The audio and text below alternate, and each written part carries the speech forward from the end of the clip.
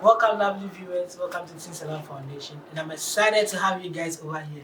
So, still on iQuestion. So I think last week I was opportune to be at one church where I had a nice time with the teenagers. Oh, we spoke about crushes. Yeah, we had a nice time, and I took in questions, a lot of questions. So today I'm going to answer those questions and answer them over the bar. I'm going to repeat them because I believe. So I believe that there are others out there who may have not met me or may would have liked to meet me, but because of distance or proximity sake, they can't meet me to ask those questions. So I just want to just share these questions, answer them, and let's help ourselves. Let's help ourselves. Yeah, let's help us. With me in the studio, I have one of my directors. Welcome, Miss Simone. Thank you.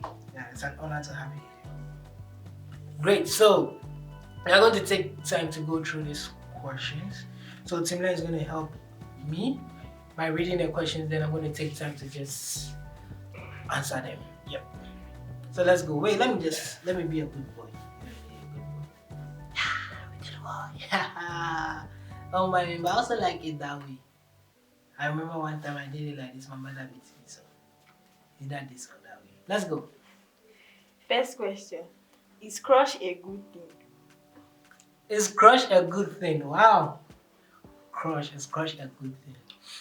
I think I define crush as a sudden strong feeling we have with somebody, usually of the opposite sex, as a result of an exaggerated feature of the person. And I continue to say, it's just a tool to take love decision guided by what? Wisdom.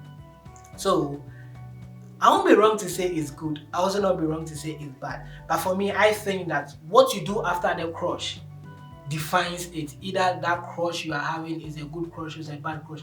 If this crush you're having, yes, crushes are normal. It happens to us. It doesn't happen automatically, but it happens to each and every one of us.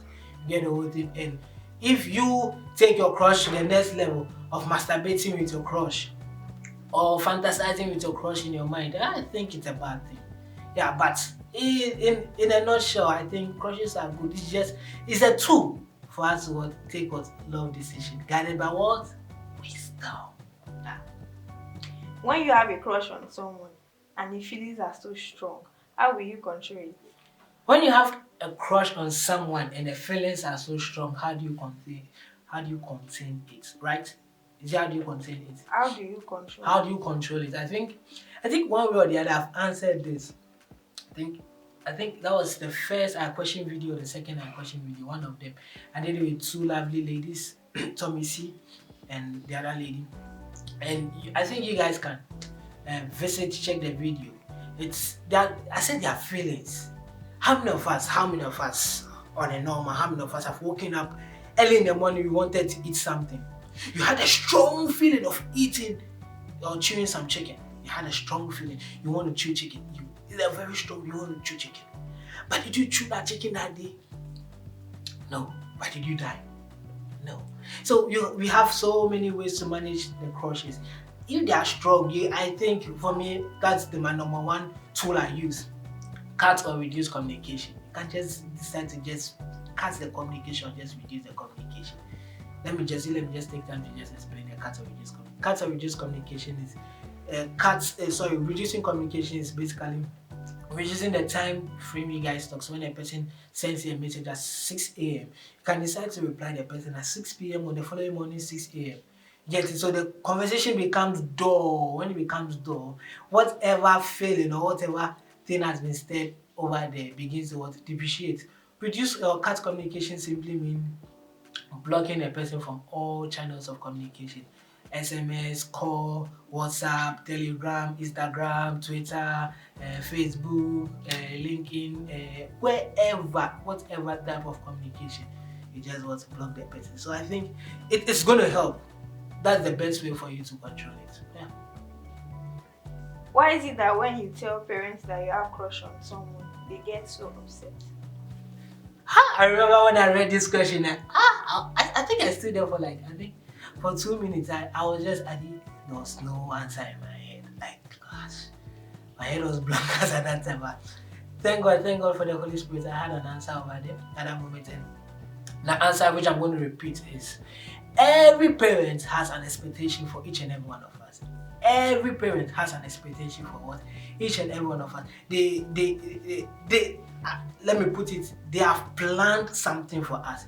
They want us to be this, to be that, to be that. At this point, this is what we should be doing. This is what we should be doing. So at that point, or at this point of your life, if you are students, secondary school students, or a university student, and you are crushing and you share with your parents, there are parents who, yes, they know about this, they understand, and they are going to speak to you, they are going to relate with you. Other parents have passed through the system before, but they don't want to relate because they are so tired up with their work, blah blah blah. But there are others who also get angry. Why? Because they have planned a lot of things for you. They want you to be this, they want you to be that, they want you, and this is not as if it's part of the plan. So obviously, they are going to get angry, they are going to get mad at you. They get the whole thing. So I think for me, I think you can find a very nice way to communicate to your parent. Where you look at it, what do I normally bond with my parents when we are talking about?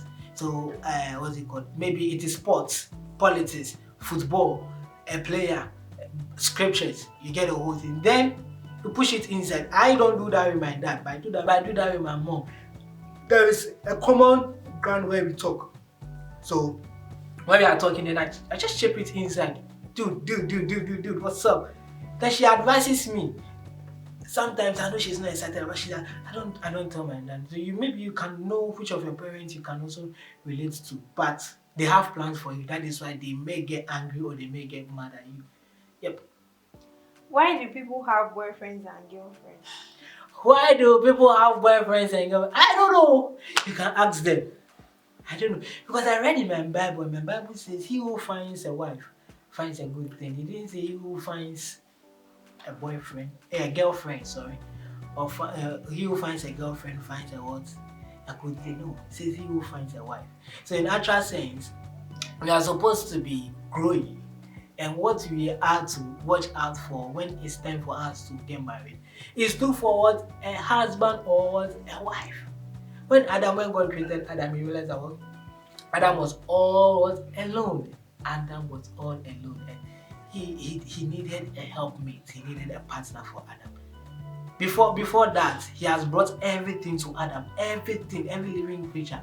For Adam to name and have what's it called? Mutual respect, play with them.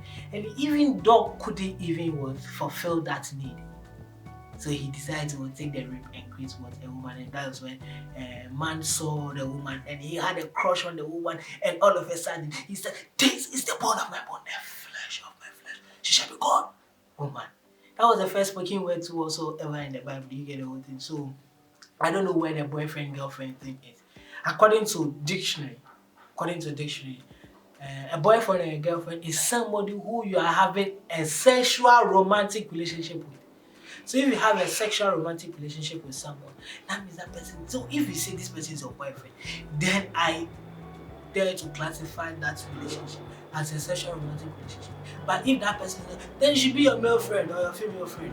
I think that should be, because that was where we discussed it and we came to that agreement that yes, it's not supposed to be boyfriend, girlfriend, but my male friend, my female friend, and get a whole thing. Marriage. Yeah. Let's move. When a person gives all his attention and affection, does it mean he has a crush on you? When the person gives all his attention and affection, does it mean he has a crush on you? Did you check behind the paper? Maybe there's some other question. Okay.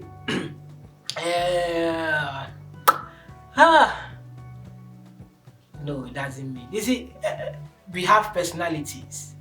One of my children asked me one time, what's the difference between creation and evolution? And I told her that creation doesn't have facts behind creation. There are no facts behind creation. But scientists want facts on what they do. That is why they decided to create what? Evolution. So evolution, there are facts. And the fact is that human beings, we evolved from what? Apes. That is the fact. Those are facts. Creations, nobody has any facts behind where let there be light came from. No.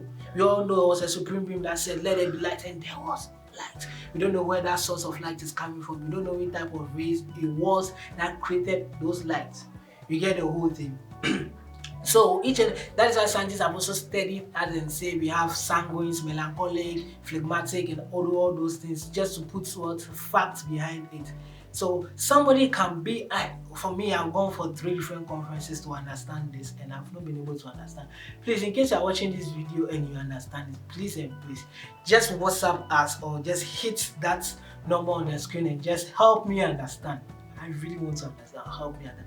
But we have personality traits. Each and every one of us have personalities.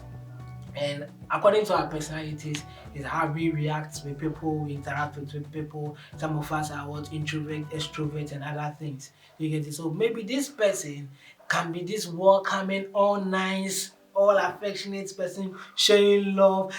I do show love, but in my own unique way. Not in everybody's way. I do show love, my own unique way. Maybe what I'm doing, you may think I don't love you, but I love you.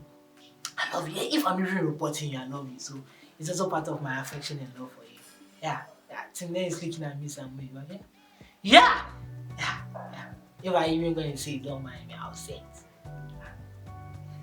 If people do have crush, why do they take it seriously like they must have it?